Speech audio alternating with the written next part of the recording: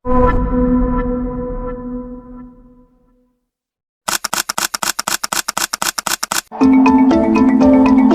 Credit Suisse to crisis. The Swiss banking giant Credit Suisse. Credit Suisse is facing allegations that it has been handling dirty money for decades. Now, Bloomberg has learned that a former Credit Suisse employee copied an Emergency takeover of the troubled Swiss bank Credit Suisse.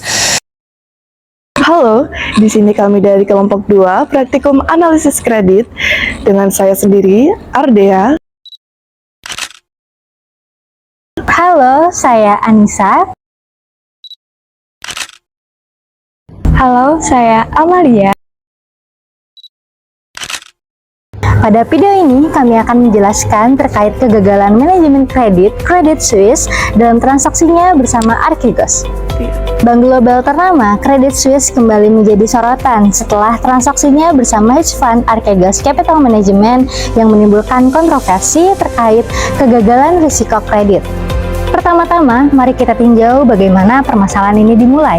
Pada tahun 2020, Archegos memulai transaksi perdagangannya secara agresif menggunakan leverage yang tinggi dalam transaksi pembelian sahamnya.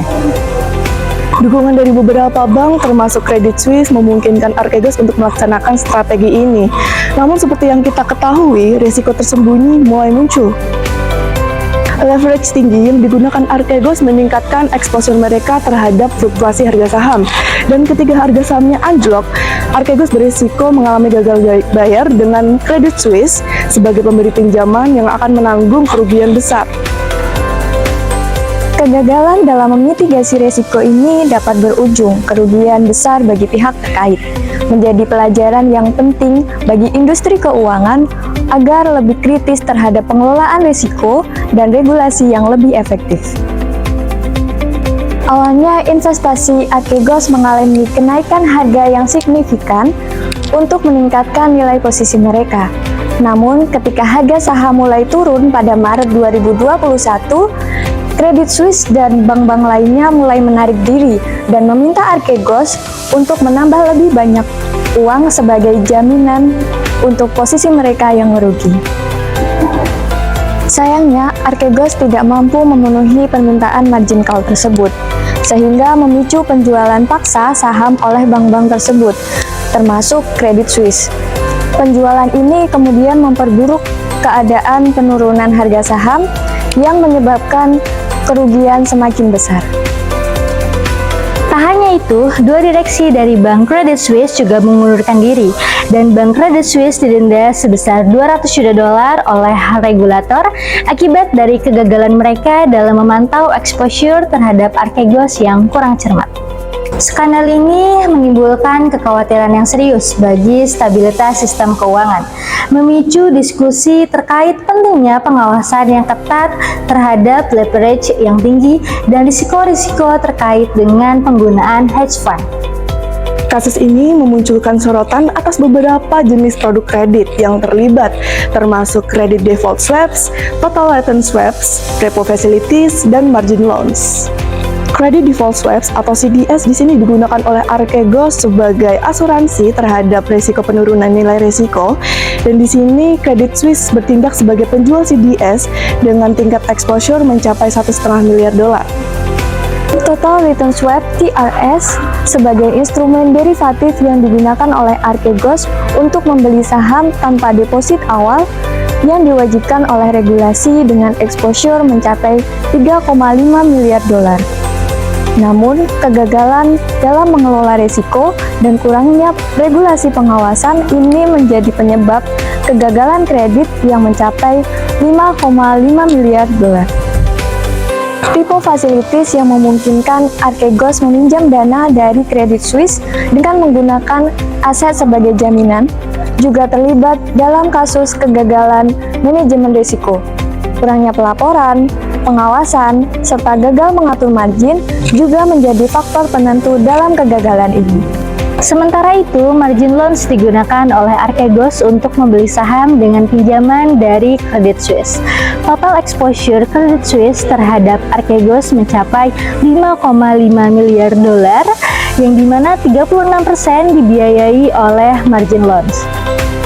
Lalu, bagaimana detail kesalahan dalam proses kredit Credit Suisse terhadap Archegos? Mari kita ulas beberapa poin penting yang telah kami analisis. Pertama, yakni kegagalan dalam mengelola produk kredit default swaps. Di sini, Credit Suisse gagal dalam menerapkan kontrol risiko yang memadai dan kurangnya evaluasi risiko terkait Archegos. Kurangnya komunikasi dengan Archegos dan kurangnya pengawasan regulator turut berperan dalam kegagalan ini. Yang kedua, total return swap. Bank tidak memperhitungkan dengan tepat potensi kerugian dari TRS jika nilai portofolio Archegos mengalami penurunan. Leverage yang digunakan Archegos dapat meningkatkan risiko kegagalan kredit secara signifikan, dan kurangnya pengelolaan risiko dari Credit Suisse menjadi faktor utama. Yang ketiga, repo facilities. Credit Suisse tidak memastikan bahwa nilai aset yang dijaminkan oleh Archegos cukup untuk menutupi pinjamannya. Dan kurangnya mekanisme dalam menyelesaikan masalah Archegos jika Archegos mengalami gagal bayar atau gagal memenuhi kewajibannya. Hal tersebut merupakan permasalahan pertama bagi Credit Suisse. Dan yang terakhir yakni margin loans. Bank memberikan margin loans yang besar terhadap Archegos tanpa mempertimbangkan kemampuannya untuk membayar kembali pinjamannya. Kurangnya batasan, margin clause yang tidak jelas, dan kelemahan dalam pengawasan regulator menjadi faktor penyebab kegagalan ini. Lantas, siapa yang terdampak akibat dari kegagalan kredit Credit Suisse? Mari kita tinjau dampak dari kegagalan kasus ini. Credit Suisse mengalami kerugian finansial yang luar biasa. Miliaran dolar terbuang akibat dari kegagalan kasus ini.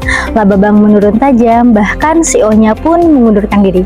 Tidak hanya itu, Credit Suisse harus melakukan restrukturisasi bisnis secara menyeluruh untuk mengatasi permasalahan ini. Kegagalan Credit Suisse memicu kekhawatiran pada risiko sistemik di industri perbankan. Regulator meningkatkan pengawasan terhadap bank-bank besar, sementara beberapa negara melakukan pertimbangan terhadap perubahan regulasi agar tidak gagal di masa yang akan datang. Perekonomian negara juga merasakan dampaknya. Penurunan kepercayaan investor dan ketidakstabilan pasar keuangan global diperkirakan akan memperlambat pertumbuhan ekonomi negara. Regulator keuangan di seluruh dunia harus memperketat regulasi akibat dari adanya kegagalan ini. Sementara itu, tata kelola perusahaan harus makin diperkuat. Dampak lainnya yakni reputasi Credit Suisse menjadi tercoreng dan mereka harus menghadapi tuntutan hukum dari pihak yang dirugikan. Dari analisis yang kami tinjau, terdapat beberapa poin utama yang bisa disimpulkan. Pertama, kegagalan dalam mengelola fasilitas kredit yang terjadi karena kurangnya pelaporan dan transparansi dari pihak Archegos. Hal ini menjadi salah satu pemicu kegagalan dalam manajemen risiko kredit. Yang kedua, Credit Suisse memberikan margin loan sebesar 5,5 miliar dolar kepada Archegos untuk membeli sekuritas, di mana sekitar 36% dibiayai melalui margin loan. Namun, kegagalan dalam mengatur margin oleh Credit Suisse menjadi salah satu titik lemah. Yang ketiga, adanya kekurangan evaluasi risiko terkait Archegos, yang dimana kurang efektifnya komunikasi antara Credit Suisse dengan Archegos, serta permasalahan kurangnya pengawasan dari regulator. Semua faktor ini menyebabkan kegagalan manajemen kredit.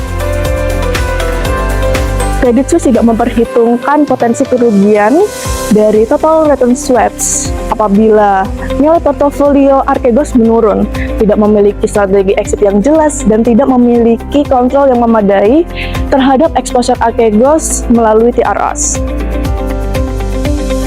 Dampak dari kegagalan ini termasuk penurunan laba Credit Suisse, perubahan manajemen dengan pengunduran CEO, dan restrukturisasi bisnis, meningkatkan kekhawatiran tentang risiko sistemik, dan meningkatkan pengawasan terhadap bank-bank besar oleh regulator. Dalam rangka meningkatkan manajemen risiko di masa depan, berikut adalah beberapa saran yang kami usulkan berdasarkan analisis kami.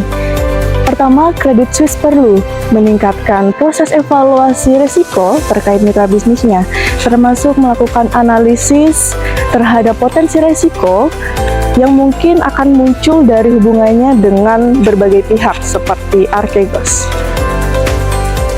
Yang kedua, pentingnya untuk meningkatkan komunikasi antara bank dan mitra bisnisnya seperti Archegos, guna untuk memastikan informasi yang diperlukan untuk pengambilan keputusan berbasis risiko tersedia secara lengkap.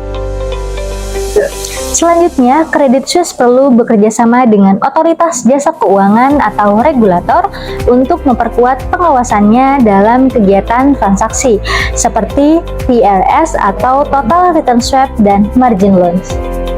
Dan yang terakhir, Credit Suisse perlu meningkatkan manajemen risiko internalnya, termasuk mengidentifikasi, pembatasan, dan pemantauan risiko terkait dengan mitra bisnisnya seperti Archegos. Dengan menerapkan saran-saran ini, diharapkan Credit Suisse dapat memperbaiki manajemen risikonya dan dapat mengurangi risiko kegagalan kredit seperti dalam kasus transaksi dengan Archegos. Sekian video analisis dari kelompok kami.